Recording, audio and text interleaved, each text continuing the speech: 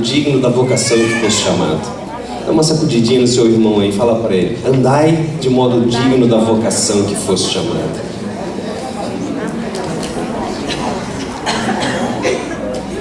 Nós vamos refletir um pouco do que Deus tem para a igreja debaixo do que está escrito, debaixo dessa frase, abrindo a porta disso e passando para dentro disso, para que nós possamos entender o que Deus quer dizer. O andai no modo digno da vocação em que foste chamados. Para isso eu queria que os irmãos abrissem as suas Bíblias no livro de Efésios, no capítulo 1.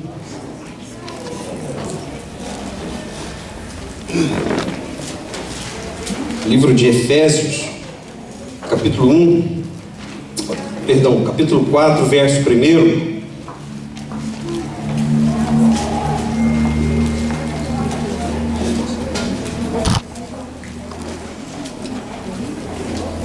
Vamos colocar de pé para a leitura da palavra.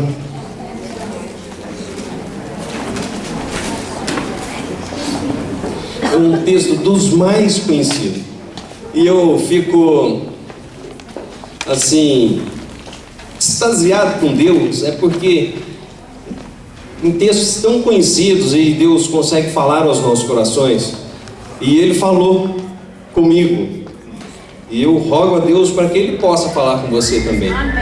Eu sei que Deus, Ele tem algo para entregar a cada um de nós, à medida daquilo que Ele tem para cada um.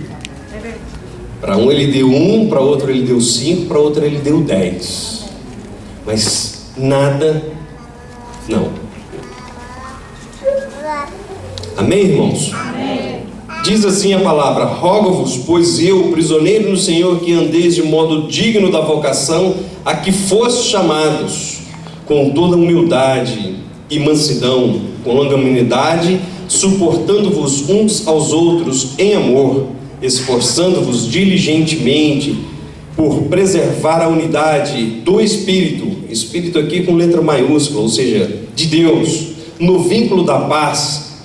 Há somente um corpo e um Espírito, como também foste chamado numa só esperança da vossa vocação. Há um só Senhor, uma só fé, um só batismo, um só Deus e Pai de todos, o qual é sobre todos, age por meio de todos e está em todos. Senhor, nós louvamos o Teu nome pela Tua palavra que foi lida. Que o Senhor, ó Pai, possa, em nome de Jesus, nos abençoar nessa noite, abençoar a ministração dessa palavra, falar conosco. Que o Senhor, ó Pai, possa ministrar nos nossos corações aquilo que o Senhor tem para nós, Pai. Nós sabemos que o Senhor tem, por isso nós estamos aqui. Por isso o Senhor ainda não nos chamou para a glória. O Senhor tem algo a fazer através das nossas vidas, e para isso, ó Pai, o Senhor está nos capacitando. Nós cremos disso, nós cremos nisso, e sabemos, ó Pai, que esse é o momento onde nós marcamos o encontro para estarmos juntos, louvando o Teu nome e recebendo, ó Pai, aquilo que o Senhor tem para nós. Por isso, ó Pai, usa o Teu Espírito Santo, que conosco está, que aqui nesse local está, para falar conosco, à medida daquilo que eu for falando. Eu sei que as minhas palavras são incapazes, ó Pai, de mover no coração das pessoas, mas a Tua palavra é capaz.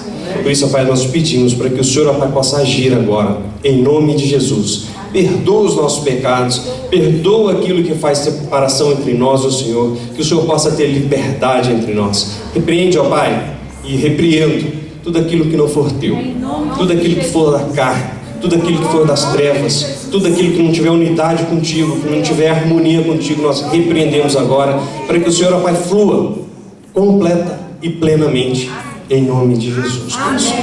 Amém. A igreja pode se assentar. Então, irmãos,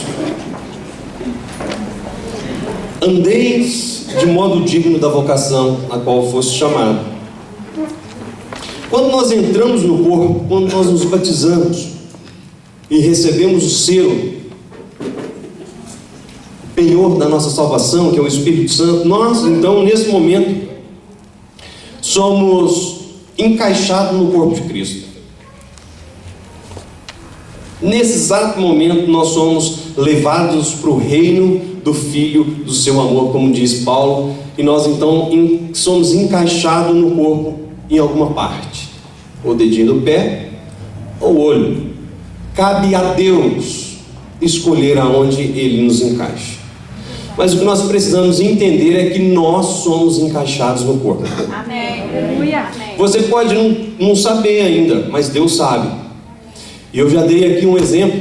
É como se nós fôssemos algumas mudas de árvores, e a gente olha para ela. Se a pessoa não for um profundo conhecedor, ela não sabe o que é o que. Se isso é laranja, se isso é limão, se isso é lima. Mas quando aquilo cresce, pelo fruto eu sei o que cada árvore é. Mas ela não tornou aquela laranjeira depois que deu fruto, ela já era uma laranjeira, mesmo quando ela era uma planta, mesmo quando ninguém ainda conseguia discernir de fato o que ela era, ela já era uma laranjeira. E é assim que acontece com cada um de nós. Quando nós nos convertemos, quando Deus nos leva para o reinado de Jesus Cristo, Ele já nos leva com uma função. Glória a Deus.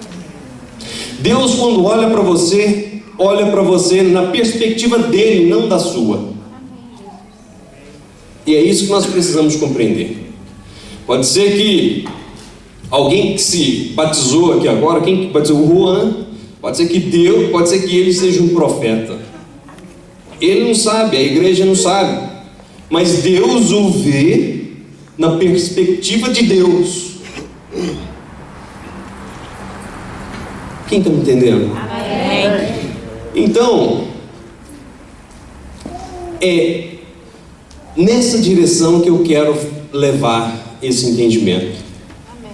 Para que nós possamos andar no modo digno da vocação na qual fomos chamados.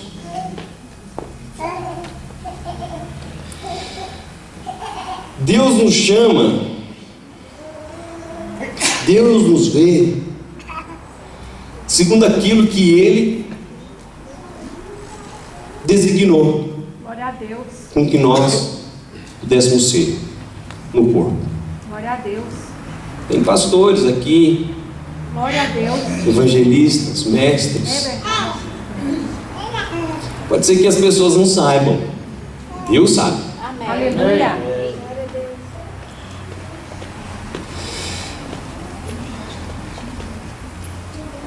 Por exemplo, para ir clareando um pouco, vamos imaginar que alguém tem aqui o ministério da alegria no Espírito, e diante de uma situação de tribulação,